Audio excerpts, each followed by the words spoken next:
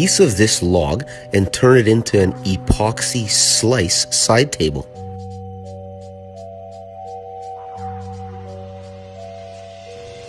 After marking out 5 inches where I wanted to cut it and labeling all the little slices, I cut it with a chainsaw, and as you can see, when the pieces fell apart, it was like a puzzle putting it back together.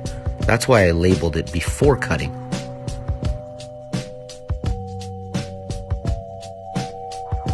I used a piece of plywood with some sheathing tape to prepare the base, then it was on to sanding each piece.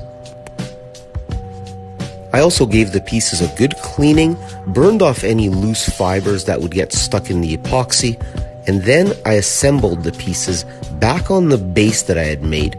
I traced it so I know exactly where to glue it, used some hot glue to glue the pieces down, and then I just used silicone around the bottom to make sure that the epoxy doesn't leak. I used a layer of painter's tape under the sheathing tape. I find this just comes off the wood way easier than the permanent tuck tape.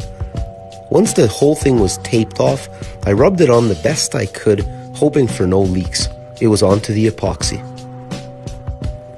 Now the epoxy I'm using is a 2-part bar and tabletop finish from my friends at Rust-Oleum, so it did require several pours to finish the project.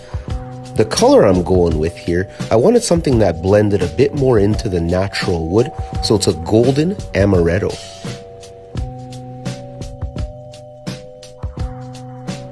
Now the good thing about this epoxy is it's extremely quick drying. There were days where I poured in the morning and then I poured again in the evening because it was rock hard.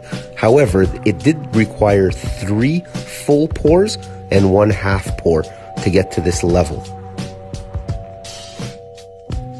I was running to check on this project every 10 to 15 minutes, and I was so happy when there were no leaks at all.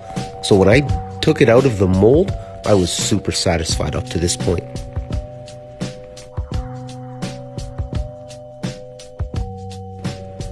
Now it was on to flattening. The epoxy had dried and I needed to level out both sides of the stump so I can attach it to the legs. For that, I'm going to use my modified router jig. I built this mainly for taller stumps. However, as you can tell, it could be used on smaller pieces like this, no problem.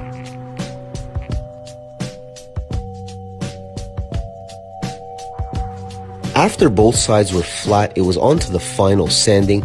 You have to be careful not to gum up the epoxy, so I was careful when I was sanding, but I did go all the way up to 400 on the top, 320 all around.